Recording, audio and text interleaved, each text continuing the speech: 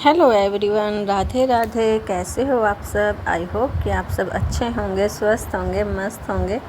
आज की वीडियो में जो है अनिरुद्धाचार्य जी ने बताया है कि रासलीला क्या है। बॉलीवुड ने रासलीला का कैसे अपमान किया है, ये अनिरुद्धाचार्य जी बता रहे हैं। तो चलिए जानते हैं रासलीला की असली सच्चाई, रासलीला क्या है। यहाँ एक सवाल मेरा आपसे है, मैया ये बताओ, भगवान ने गोपियों के संग रास रचाए। आप ब्रजवासी तो बढ़िया जानो, बताओ भगवान जी ने रास रचाए गोपियों के संग, ये रास में हुआ क्या था? ये रास, मैया आप लोग रास रचाती हो, हाँ या ना? रास किसे कहते हैं? क्यों भैया, आप लोग रास रचाते हो, हाँ कि ना? रास रचाते हो किसके साथ? इसका मतलब है कि रास के गहराई को आप समझ नहीं पाए। रास क्या है? ये सारी बातें लोग केवल ये समझते हैं कि रास में भगवान नाच रहे हैं, गा रहे हैं, ये सब हो रहा, ठीक है, लेकिन रास इससे बिल्कुल अलग है। क्या है रास? चलो आप बताओ, क्या हुआ था रास में? क्या है ये रास? रासलीला क्या है? गुरुजी, बॉलीवुड ने इतने तरीके से हमारे रासलीला को बदनाम किया कि चतुराई से, देखो एक सेंटेंस बॉलीवुड में बोला जाता है कि तुम करो तो रासलीला, हम करें तो कैरेक्टर ढीला। ये बोल दिया गया, कितनी आसानी से रासलीला को कैरेक्टर ढीला से जोड़ दिया। मेरे नौजवान दोस्तों और मेरी माँ, ध्यान से सुनना। अब आप ब्रजवासी मुझे बताओ कि क्या रासलीला कोई कैरेक्टर ढीला की लीला है? उत्तर दो मेरी माँ। मैया, क्या रासलीला कोई कैरेक्टर ढीला की लीला है? लेकिन बोला क्या गया बॉलीवुड की तरफ से कि तुम करो तो रासलीला, हम करें तो। आप लोग भी ये मजाक मजाक में बोलते हो, यार तुम करो तो रासलीला, हम करें तो कैरेक्टर ढीला। इससे हमारे भगवान श्री कृष्ण पर सवाल खड़ा हो गया। क्या सवाल? कि क्या रासलीला कैरेक्टर ढीला की लीला थी क्या? ये सवाल खड़ा है बॉलीवुड की ओर से। कितनी चतुराई से काम कर गया ना बॉलीवुड, और ये नौजवान लड़कों के दिमाग में घुसा दिया, और बच्चों को तो यही लगा कि रासलीला मतलब वही उल्टे सीधे काम। ऐसी ना मानसिकता, रासलीला को लेकर समाज में बड़ी गलत अफवाह है। बोलो हाँ कि ना? क्यों है? किसने फैलाई? जाना नहीं, समझा नहीं, पढ़ा नहीं, सत्संग किया नहीं, गुरु चरणों में बैठे नहीं, और मनमाने ढंग से अर्थ करना स्टार्ट कर दिया। अब हम समझते हैं कि रास क्या है, किसे कहते हैं रास। कितने लोग समझना चाहेंगे रास का सही अर्थ? तो बताओ, समझना चाहोगे तो सुनो फिर। रास क्या है? लोग कहते हैं तुम करो तो रासलीला, हम करें तो कैरेक्टर ढीला। अब सवाल खड़ा हुआ कि रासलीला में ऐसा क्या हुआ था कि दुनिया ने कैरेक्टर ढीला कहना शुरू कर दिया? तो सुनो, पहले तो ये बताओ कि रास भगवान ने किनके संग रचाए? गोपियन के संग। अब बताओ, गोपी किसे कहते हैं? गोपी किसे कहते हैं? मैया, गोपी किसे कहते हैं? बोलो मेरी मां, गोपी किसे कहते हैं? कौन बना गोपी? उत्तर दो मेरी मां। हाँ, गोपी किसे कहते हैं? सुनो, भगवान शंकर ने तीसरी आंख खोली। भगवान शंकर ने तीसरी आंख खोली तो कौन जला? कामदेव। कौन जला? जोर से ध्यान से सुनना और बोलना। तीसरी आंख खुली तो कौन जला?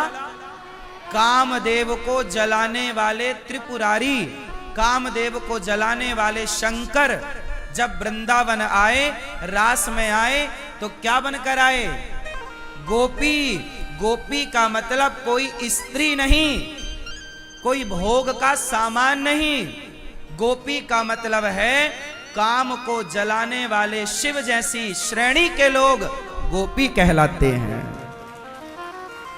गोपी मतलब कोई सामान्य श्रेणी नहीं है। जैसे प्रधानमंत्री, क्यों भैया? प्रधानमंत्री मतलब क्या होता है? देश का राजा। बोलो हाँ।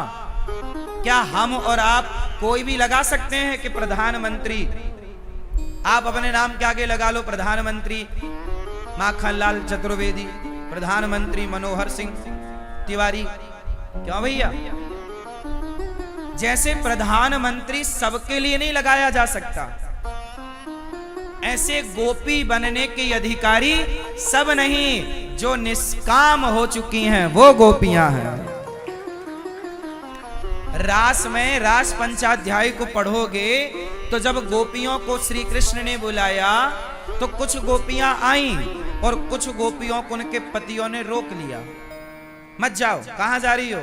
तो गोपियों के भीतर भगवान से मिलने की ऐसी उत्कंठा हुई कि उनका शरीर रह गया और उनके सूक्ष्म शरीर, उनका मन, उनका चित्त, उनकी बुद्धि, उनकी आत्मा जाके भगवान श्री कृष्ण में समा गई। उनके संगरास हुआ, उस आत्म तत्व के संगरास हुआ, ना कि भौतिक शरीर के साथ। बोलो हाँ। अच्छा ये बताओ, हमने एक दिन कथा में बताया था कितने शरीर होते हैं आपके? हमने कथा में बताया था कितने शरीर होते हैं? 3। कौन कौन से? स्थूल, सूक्ष्म और कारण। 3 शरीरों के बारे में हमने बताया था, आपको याद है? चलो बताओ, भगवान ने जब गोपियों से रास रचाई तो किस शरीर के साथ रास हुआ? बोलो, स्थूल शरीर या सूक्ष्म शरीर? बोलो हाँ। गोपियां इस हाड़ मांस के शरीर से नहीं रास रचा रही हैं, वो एक दिव्य शरीर है। अब बताओ, शंकर जी गोपी बनकर आए हैं, तो क्या शंकर जी यहां तुम करो तो रासलीला, हम करो तो कैरेक्टर ढीला, तो क्या शंकर जी यहां काय को आए? फिर यदि कोई कैरेक्टर ढीला ही चल रहा था तो शंकर जी को आने की क्या जरूरत थी?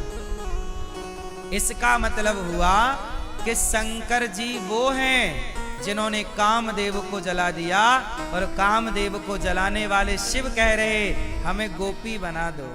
सोचिए गोपियों की स्थिति क्या थी, जहां एक कृष्ण के सिवा कोई कामना ना हो। गोपियां भक्त हैं। चलो बताओ, ये गोपियां पिछले जन्म में कौन थी? बोलो मैया। गोपियां कौन? वेद की ऋचाएं। ये वेद की ऋचाएं तो हैं ऑलरेडी, पर और भी कुछ हैं। मैया क्या क्या?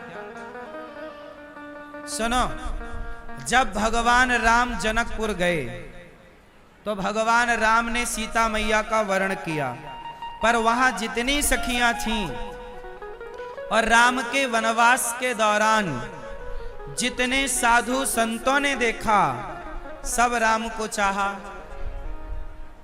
पाना चाहा। प्रभु आओ, हम आपके चरण धोएं, आपको अपनी गोद में बिठाएं, आपको लाड़ करें, आपको प्यार करें, आपके गालों का चुम्बन करें, आपको हृदय से लगाएं।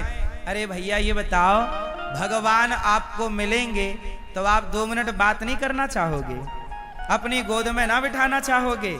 जरा गले ना लगाना चाहोगे? क्यों मेरी माँ? भगवान को पाकर सब इच्छाएं गले लगाएं। माँ अपने बेटे को गले लगाती है, माँ अपने बेटे को माथे चूमती है, माँ अपने बेटे के गालों का चुम्बन करती है, तो क्या माँ के अंदर कोई गलत भाव होता है? बोलो। अरे जैसे माँ अपने बेटे को गले लगाना चाहती है, अपने बेटे से लाड़ लड़ाना चाहती है, ऐसे ये साधु लोग भी भगवान को अनेक अनेक भाव से भजते हैं। जाकी रही भावना बहुत सारे साधु भगवान को पुत्र भाव से भजते हैं, भाई के भाव से भजते हैं, मित्र के भाव से भजते हैं, सबके भाव अलग अलग हैं। अब हुआ क्या कि राम जब सीता मैया से विवाह करने गए तो वहां बहुत सारी सखियों ने कहा, क्या राम हमें पति के रूप में प्राप्त होंगे? संतों ने कहा, क्या भगवान हमें मिलेंगे? तब भगवान ने कहा, मैं इस जन्म में तो नहीं मिलूंगा, पर मैं अगला जन्म जब द्वापर में कृष्ण बनकर आऊंगा तो तुम सबके मन की कामनाएं पूरी करूंगा, सबके मन की अभिलाषा पूरी करूंगा।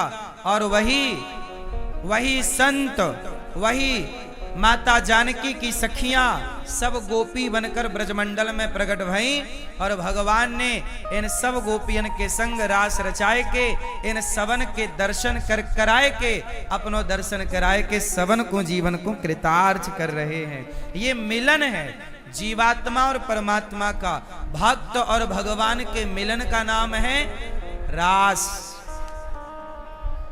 क्यों मैया? गोपी कौन? गौ मतलब इंद्रियां, पी मतलब पीना, जिन्होंने अपनी वासनाओं को पीकर समाप्त कर दिया, कोई वासना ना शेष रही, इनका नाम गोपी है। आशा करती हूँ आपको ये वीडियो अच्छी लगी होगी। अगर आपको हमारी वीडियो अच्छी लगती है तो प्लीज़ हमारे चैनल को सब्सक्राइब कीजिएगा, शेयर कीजिएगा और कमेंट में प्यारा प्यारा सा राधे राधे लिखना तो बिल्कुल भी मत भूलिएगा। Radhe Radhe. Thanks for watching.